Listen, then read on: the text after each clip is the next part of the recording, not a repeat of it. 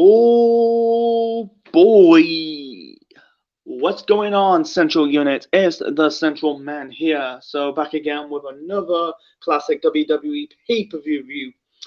I'm trying to get one more TLC pay-per-view to review before this year is out and the month is out.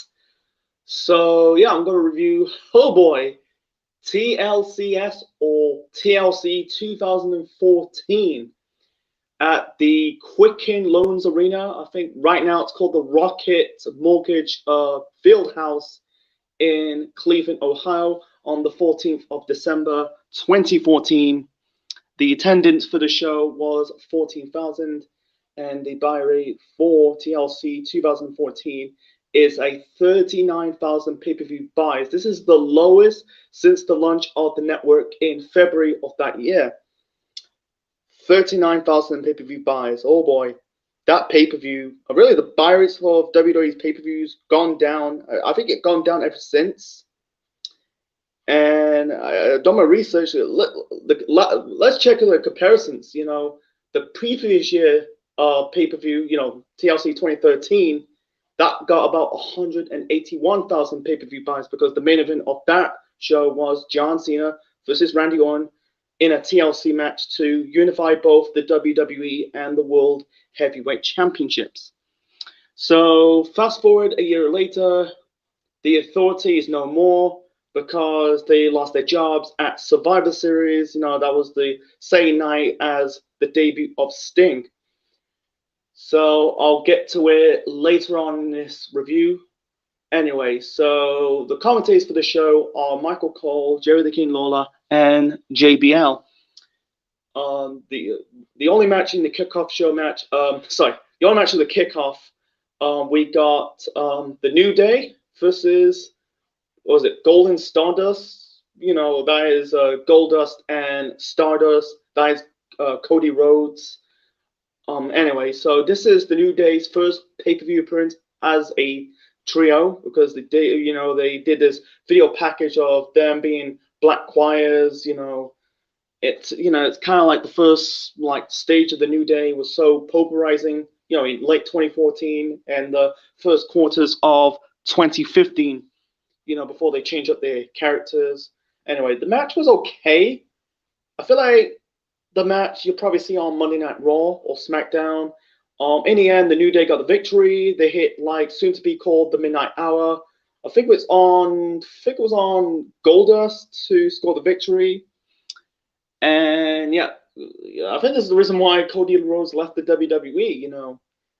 Stardust. It's just basically a parody of his brother's gimmick. Stardust. I give Cody Rhodes some props. Cody is basically a guinea pig. He's basically testing some experiment gimmicks in WWE. After Legacy's broke apart in 2010, he was dashing Cody Rhodes, and then he was undashing Cody Rhodes with a mask. He grew a mustache. Teaming up with Damien Sandow. Team Rhodes Gullers, and now his final few years in the company was Stardust. They kind of changed up the gimmick in 2015 because you can tell it's a ripoff. He's wearing Goldust's attire. They kind of change it up. Teaming up with the Cosmic Wasteland. It was the beginning of the end of Cody and Dustin teaming up together. I think it'll be another 5 years until in AEW they had a match at Double or Nothing 2019, and they had one or two matches on Dynamite. Anyway, so yeah, the first match to kick off TLC of 2014, we got a ladder match for the Intercontinental Championship. Luke Harper, the late Luke Harper, taking on Dolph Ziggler because everyone knows that Luke Harper died on the 26th of December. That was on a Saturday due to a lung infection. It's got nothing to do with COVID. 2020 is a bad year for pro wrestling. Yeah, I forgot one wrestler. One is not really a wrestler, but I forgot Howard Finkel. He died. I forgot. Because I did a video on the death of John Pudner, Brody Lee / Luke Harper. You guys have brought like Hannah Kumara, Road Warrior Animal, Soulman Rocky Johnson, Shai Gaspard. I forgot Howard Finkel. Anyway, so let's get back to the match. This match is match of the night between Ziggler and Harper, because Harper won the title on a Raw the previous month in November. I'm guessing it was a few weeks before Survivor Series, so it's not like on the go home show to Survivor Series. That's good. Anyway, the match was good. Not a great ladder match. This was a fun ladder match. One more of the match. I can't really describe it as a dumb spot or funny spot. There's one more of the match. Ziggler was holding the ladder, and Harper was going for like a suicide dive, and he kind of eats the ladder instead of Ziggler. One more of the match. No, really later on in the match. Sorry. Harper basically plays a ladder onto the head of Ziggler. Did like a catapult onto the middle rope, and Ziggler bled to, I think, on the head area. And then you got like a WWE doctor coming down, trying to wipe the blood, and then you got, Harper's trying to grab the ladder, trying to grab the belt, trying to win this match to retain the title. Ziggler just stormily just went past, get back to the ring, and really stops Harper to retrieve the title, trying to stop him retaining the Intercontinental Championship. Harper kind of had like blood on his arm, on his bicep. I don't know if he got cut, because I'm guessing it would be. I don't think they're razor sharp. You can tell it's metal, those ladders. I think one more of the match. I think Ziggler drop kicked Harper, and Harper completely fallen onto the the bridge ladder, because there was a massive ladder between the ring apron and onto the announce table. In the end, Ziggler super kicked Harper off the ladder and retrieved the Intercontinental Championship and regained the IC title and won this match. I never knew Dolph Ziggler was from Cleveland. Never knew he was from Cleveland. He got that massive pop because he was the sole survivor. I think it got to do he was the sole survivor of Team Cena at the previous month's Survivor Series, in that Survivor Series match between Team Cena versus the Authority. That could be the reason, but yeah, this is it should be a breakout moment for Luke Harper. Unfortunately, he didn't do much after that. Harper didn't do much because at this moment the Wyatt was broken up. I think they broke up since September. Bray broke. They split away, doing their things. Bray, feuding with Ambrose, Harper, Rowan, kind of debut. I think it was weeks before Survivor Series. Anyway, so yeah, it was a good match. I like the drama, like in these ladder matches. Every time someone's trying to grab the ladder, and retrieve the title before, and then they're trying to tease that spot. I kind of like it. This show, it's not a great ladder match. Been better ladder matches in the past, but this was a fun match to watch. This was match of the night. Afterwards, the show went absolutely shit. And by the way, here's a fun trivia. This show took place 3 days after NXT TakeOver or Evolution. That could be the reason why it didn't really do well, because I think I think that show was way better than TLC. Anyway, so moving on to the next match. The next match, we got Miz and Mizdow defending the WWE Tag Team Championships against the Usos. This has got to do with Miz and Naomi. Miz and Naomi basically I don't know, they're flirting. There's one more of the match. One more on Raw. You basically had, I think it was Jimmy or Jay. I think one of them's married to Naomi, Trinity. Because I watch a lot of Total Divas, and you got one of them hit the Miz. They stay away from my wife. That could be the reason. Anyway, Miz was doing the whole Hollywood gimmick. He debuted, kind of returned in the summer of 2014 with the gimmick. He's still doing this. I think he kind of tweaked the gimmick.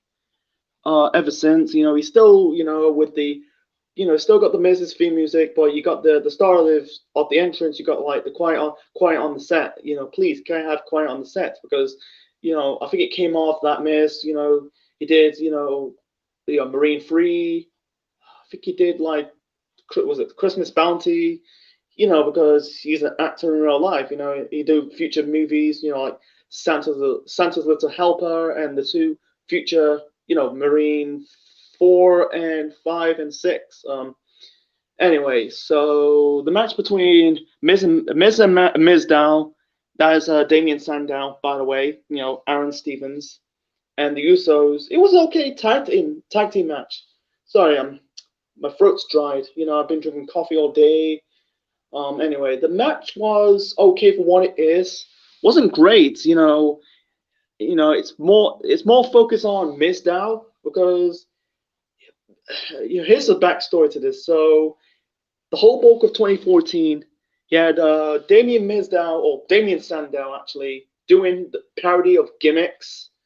I feel like I like the Charlie Haas impression way better than Sandow's, but and then when Miz came back, let's have Sandow teaming up with the Miz and call him Damian Mizdow. It's basically being Miz's stunt double.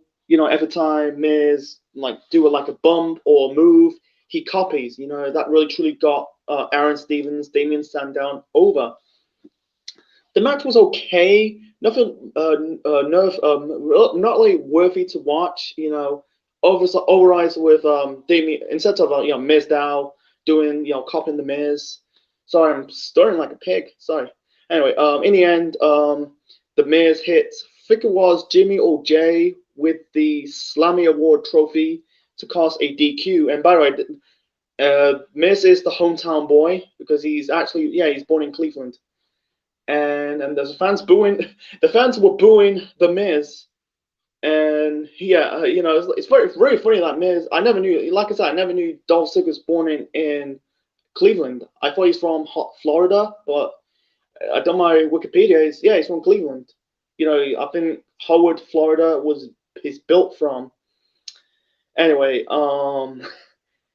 got like a good pop, and the Miz got booed. I know he got, he's a heel, but it's very funny. Afterwards you got like Miz holding the real tag team titles belts, and then you got Mizdow holding like toy tag team title belts. Every time they're cheering for Miz, every time Miz raising the belts, the fans boo Miz, and when Mizdow holding the belts, the fans cheered. That really got him over. They broke away. I'm guessing that was the night after WrestleMania. They broke away because Miz, I think he was doing another movie, and then Damian Sandow you become Damian Sandow. You end up being fucking doing the parody of Randy Savage, the Mega Powers with Curtis Axel Mania. Give me a break, because they're not like Hulk Hogan and Randy Savage, Anyway, so it was okay. It just could be a lot better. And by the way, the Usos defeat Miz and Mizdow on a Raw a few weeks later in the American capital, Washington, to win the tag team titles. And then I think they had the blow off to the feud at the Royal Rumble the following month, and then dropping the tag team titles to Cesaro and Tyson Kidd at Fastlane. So moving on to, oh boy, we got the Big Show versus Eric Rowan in a steel steps match. Oh boy. So Big Show turned heel at the previous month's Survivor Series for 1,000th time to join the Authority. It's just like, I think they had matches before, Big Show and Rowan before that match at the pay-per-view. It's nothing new.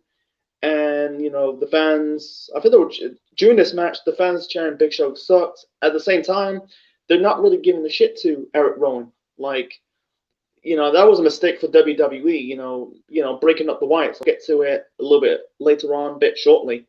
Anyway, the match was just boring. I was completely bored of this. Basically, let's hit each other with steel steps.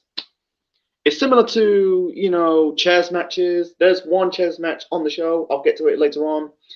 Yeah, I give WWE some props trying to make this match good, but this is the one and only Still Steps match in WWE history. They've never done another one ever since. Thank God. Boring. The most worthy moment of the match basically had Rowan body slam Big Show onto the Still Steps. In the end, Big Show choke slam Rowan, knocked him out, and pin him on the really one of the basically choke slammed him, knocked him out, and then grabbed, I think it was another Still Steps. He grabbed like a Still Steps and placed him on him to win. It's hard to describe. You basically pinned him onto a piece of Still Steps. I'm trying to say. Sorry, I'm trying to get my words out. You know, I speak too fast sometimes. You know, I'm trying to keep it like slow, but sometimes I go super fast. I stutter. But anyway, so Big Show got the win. Thank God. But you know, Rowan's not really getting over. I don't think Rowan got over. I think he's better off as a tag team wrestler. I think like he's just like he never got like the theme music is a bit, I don't know, it's just weak. He entered with a bad theme music. Fans do not care about him, you know. He's not really a good worker. He's there for his size. He's not really like that big. He's not like he's not really agile. He's just a big slow-paced monster. I'm not digging at the guy. It's kind of true. And so compared with Harper, Luke Harper can actually go in the ring. You know, he's a little taller than Eric Rowan and Braun Strowman because, you know, he does suicide dives. You know, he's not like a high-fly wrestler. He moves faster compared to, you know, Rowan and Strowman, you know, his fellow members of the Wyatts. But in the speak of the Wyatts, a few months later, they reformed the Wyatt family, you know, added Braun Strowman, you know, feuding with, you know, The Undertaker, Kane, you know, Brothers in Destruction, Roman Reigns and Dean Ambrose, and so on and so forth. And just basically a squash match. You know, Rowan had some offense, but Big Show for the whole bulk of this match had some offense.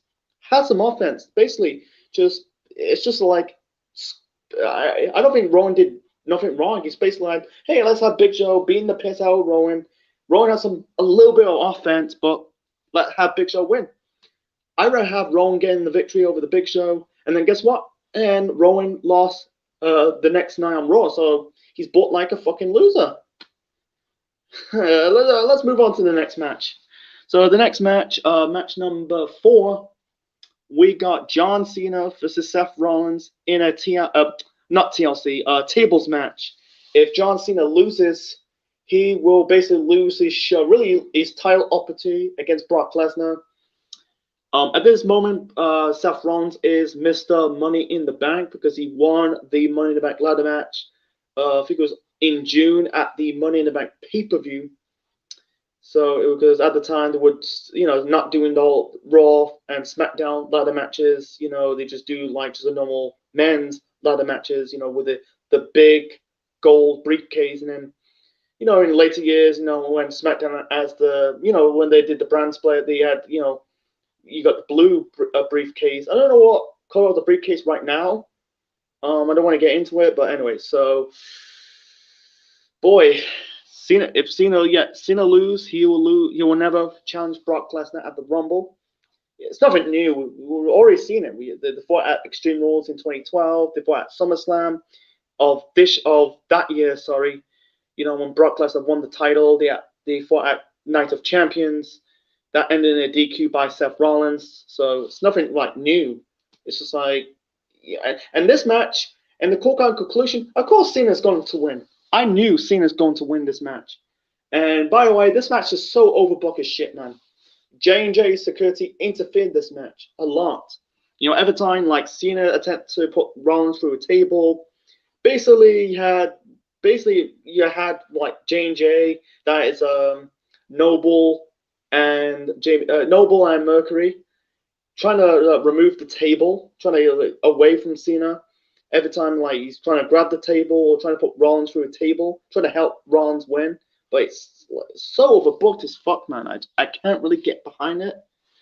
You know, it's just like, I was completely bored. Like sometimes tables matches in pro wrestling, this could be it could be hit or misses. This is a miss, man.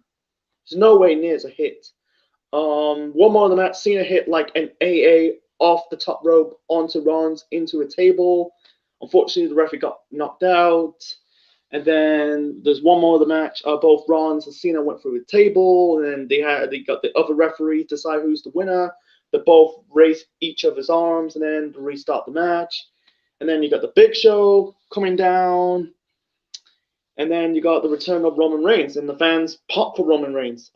Coming down to the aisle, really Superman punch and speared the Big Show through a table. Cena, I think he hit another AA onto Rollins and put him through another table to win this match. And he keeps his #1 contendership and face Brock Lesnar at the Rumble. Here's a spoiler alert. I'm going to say it right now. By the way, the Authority, they came back a month later, and then they at the Royal Rumble they changed the one-on-one match to a triple threat match. Lesnar, Cena, and Rollins at the Rumble. It turned out to be one of the best matches of 2015. Thank fuck, because we're already seeing Cena and Lesnar together.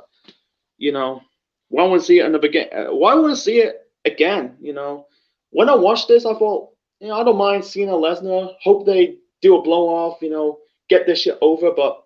Triple threat, I'll be okay. I don't mind it. It turned out to be one of the best matches of the year. So, as for Roman Reigns, there was a segment. I don't talk about interview segments on pay-per-views because it doesn't really do nothing for me unless it's leading up to like a brawl or just leading up to a brawl. At least it will lead you to a cliffhanger. Basically, Roman Reigns said about he's declaring he's going to enter the Royal Rumble match.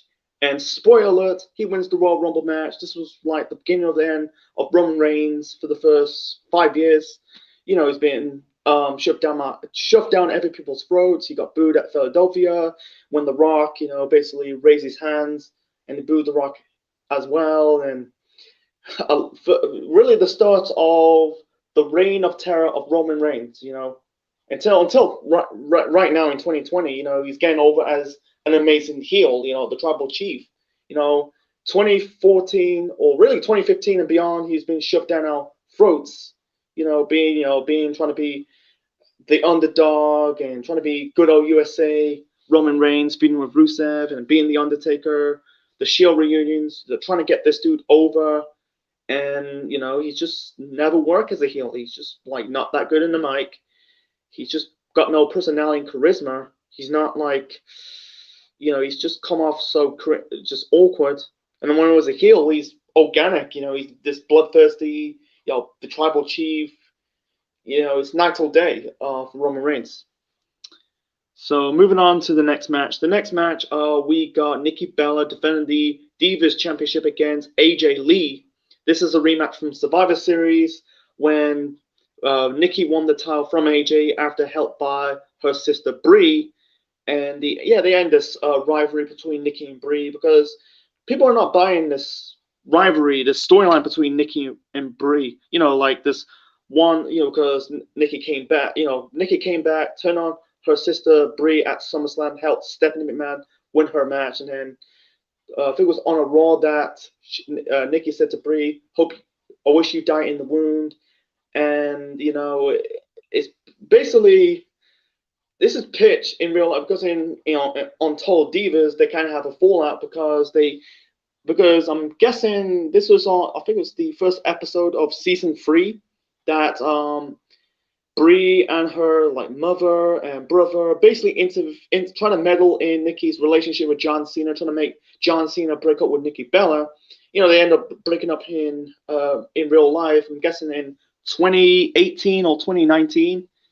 And I think they sort things out, and then people are not buying into it because everyone knows they're not gonna turn, they're not feuding in real life. They end up they're still sisters to this day. It's just it's not people are not buying into it. Because I think Total Divas basically exposed the business. So anyway, the match was meh, just meh. Yeah, it's so predictable. Of course, Nikki's gonna retain the title. It's so predictable.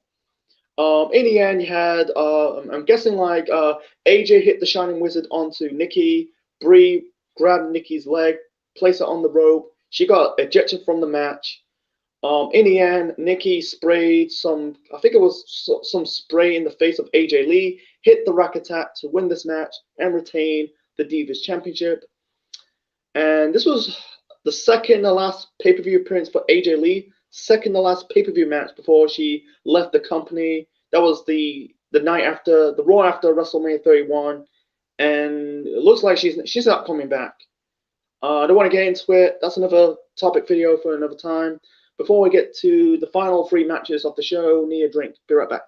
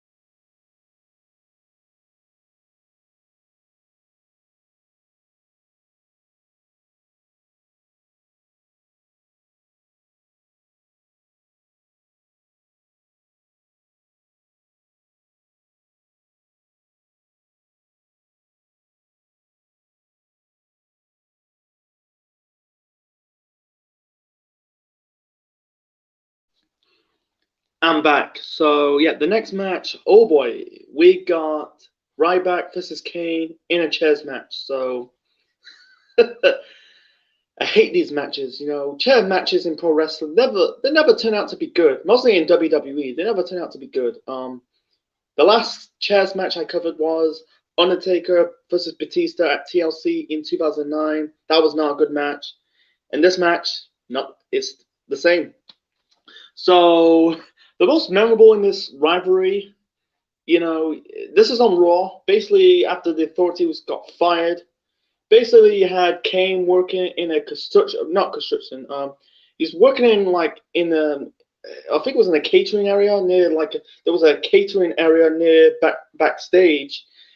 And you know, Big Show, Ryback and Kane fighting. And also you had, you know, Ryback says, "Hey Kane, don't forget your nuts." You throw like peanuts. Yeah, there was like a, you know, catering stand. I'm trying to say, you know, it's just like that's starting a rivalry. Fighting in a catering stand is like really. And this is the time to give Ryback another push, trying to recreate what Ryback did in his first year in as Ryback in 2012. It turned out to be not that good. Anyway, so anyway, the match sucked. I never got into this match because at this point, you know, Kane is so past his prime. You know, I'm a Ryback fan. Don't get me wrong. I like Ryback. I got his T-shirt somewhere in my wardrobe. You know, but he's never turned out to be a good wrestler. But he's, I think he's just for years he's been a victim of bad booking. You know, he's never turned out to be good in the ring. But you know, he's got that larger than life character. He's very marketable. It's a shame they really dropped the ball on Ryback. For Kane, he's so past his prime. Him and Big Show, that's the reason why the Authority flopped, because you got like wrestlers are so really basically like 15, 20 years past their best. You know, like I don't know, J&J, you know, Jamie Noble, Joey Mercury, they're okay, but they're past their best. And including Big Show and Kane, and you know, in 2015 on Raw, every time I see a Raw, you know, Monday Night Raw with a Big Show match on Raw, the fans were chanting, "Please retire, please retire," because the fucking I think Big Show at the time was in her early 40s. Kane's in his like late 40s, you know, soon to be in his 50s. You know, why it's like why are they still wrestling at this point? Anyway, so the match sucked. Never got into it. I think Ryback kicked out of the chokeslam. In the end, Ryback hit the show shot onto Kane to win this match. That was it. That was just a filler feud for Ryback. He went on to win the IC title in the following year in 2015. At least, they give him kind of a push. I like Ryback. It's a shame I like Ryback's run. Should have done better for Ryback. Having like fed to Cena and also doing the bully gimmick. And trying to recreate what they did in 2012 because that's not going to happen again because Ryback build that momentum. For winning. He's keeping on winning, until losing to CM Punk at Hell in a Cell in 2012. That really his momentum was shot, and I think he lost in that Survivor Series match. I know Cena's team won, but he got eliminated. So what's really the point? Building Ryback up. Anyway, so that was match number 6. Match number 7. I think there are 8 matches on the show. The next match we got Rusev defending the United States title against Jack Swagger, and it's so predictable that Rusev's going to win. I like Rusev at the time. Rusev was getting over as the foreign heel, represent Russia because he's now, he's from Bulgaria. He's I understand why they're holding the Russian flag. You don't have Rusev coming around waving the Soviet Union flag. I'm guessing that's banned. I'm guessing it's illegal. I might be wrong about this. If they, you imagine, Rusev, at the time, wearing all red, waving the Soviet Union flag, that will probably get some heat, super heat. Anyway, so they've been feuding since the summer. They fought in a flag match. They fought at, I think there are 2 or 3 pay-per-view matches. I think they fought at SummerSlam. So this is a renewed rivalry because Rusev won the United States title from Sheamus in October. And, we got, Sheamus and Rusev, future members of the League of Nations. I don't want to get into it. And so this is the renewed rivalry between Swagger and Rusev. And because he injured Seb Coulter, Jack Swagger's manager, he came back in 2015, part of the League of Nations. Like I said, don't want to get into it. Anyway, the match sucked. Basically Swagger, Rusev locked in the accolade. Swagger, he's about to pass out, but instead he countered the accolade. He was going for the ankle. I'm guessing like weeks. He targeted Rusev his ankle, locking him in the Patriot lock at the time. It's the ankle lock, the Patriot lock. I don't want to get into it, but in the end, he managed to lock the accolade again for the second time. I'm guessing like Swagger, passed out or tapped out to win this match and retain the United States title. It's so predictable. Rusev's going to win. He ended up losing to John Cena at WrestleMania 31.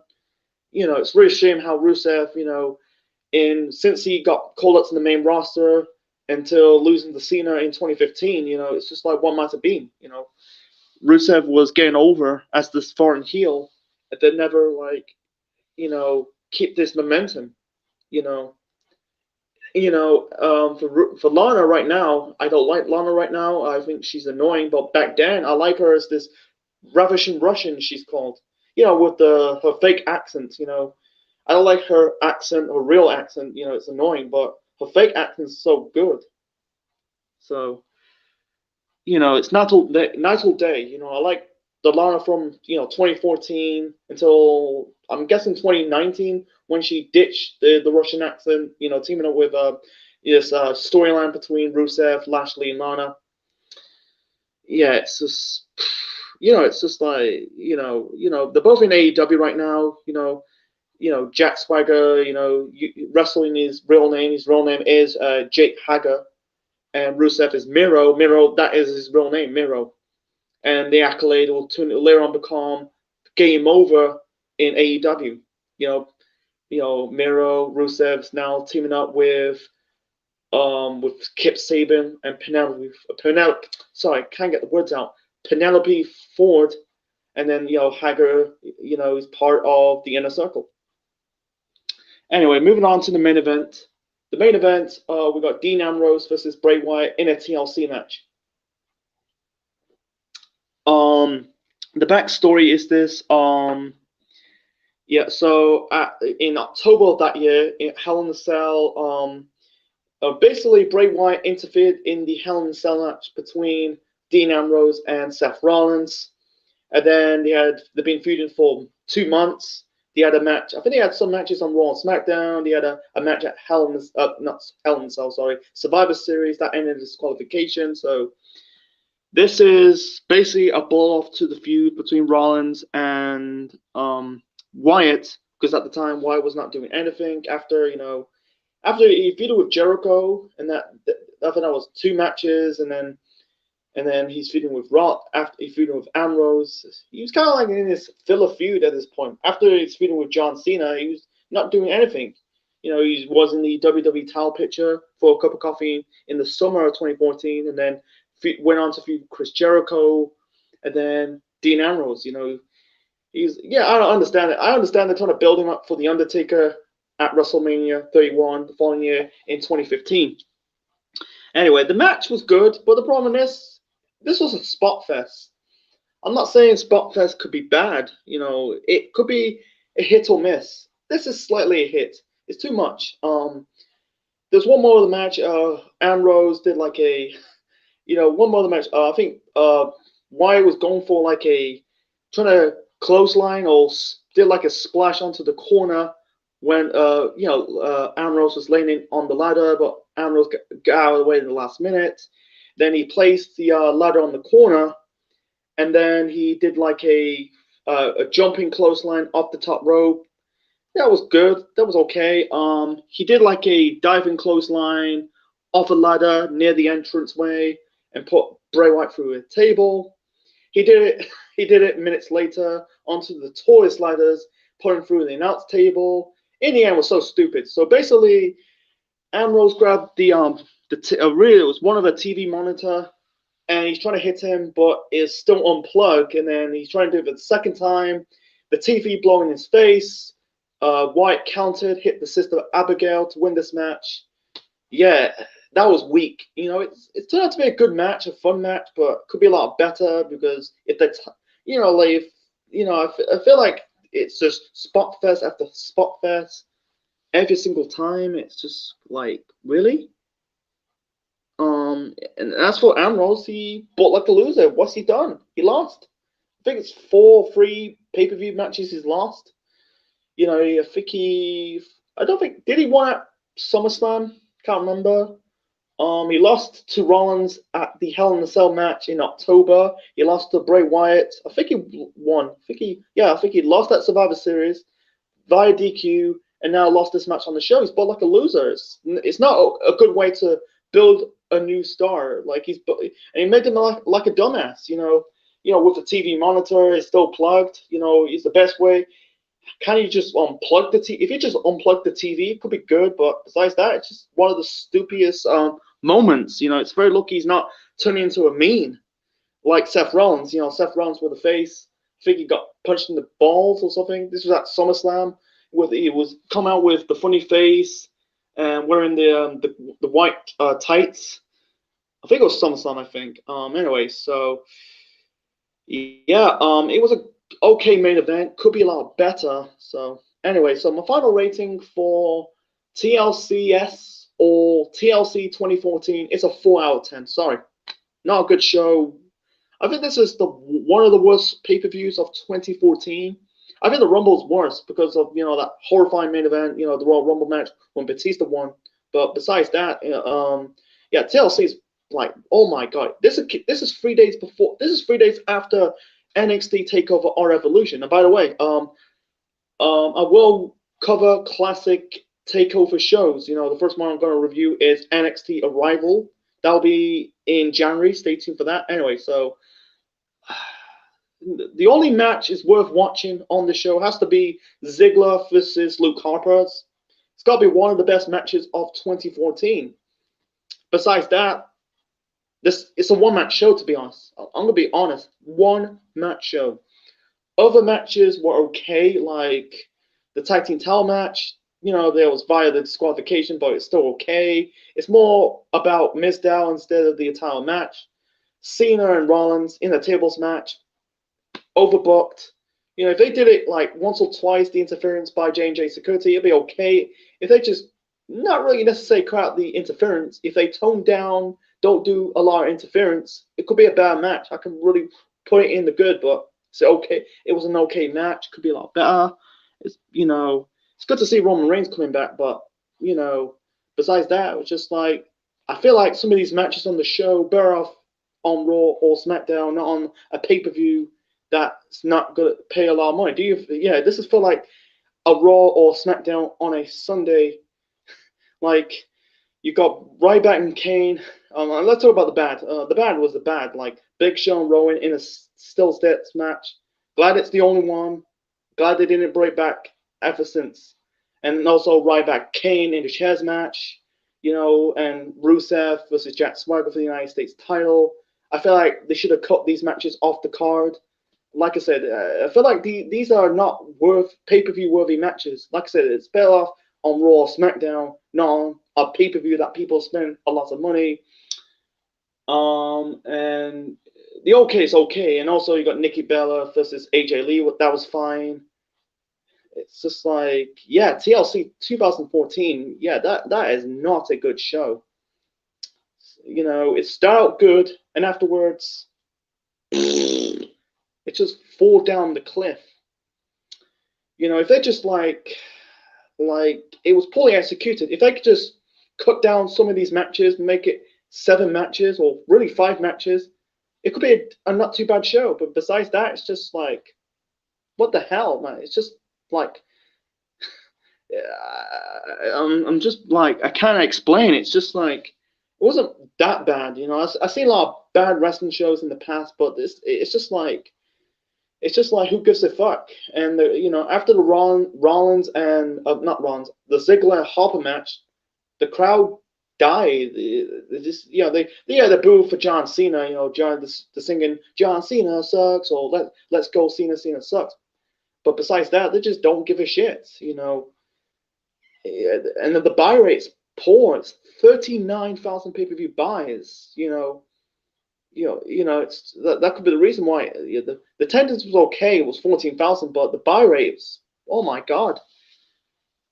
I don't want to get into it, so it's just, yeah, TLC 2014. Yeah, this is not a show you should. If you got this on the network, yeah, don't watch the show.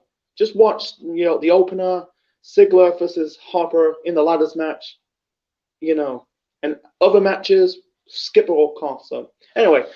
That's my review of TLC 2014. Leave your thoughts in the comment section below. Smash the like button and subscribe to the Central Man Network on YouTube. Next time, we're getting near to the new year. 2021 is just around the corner.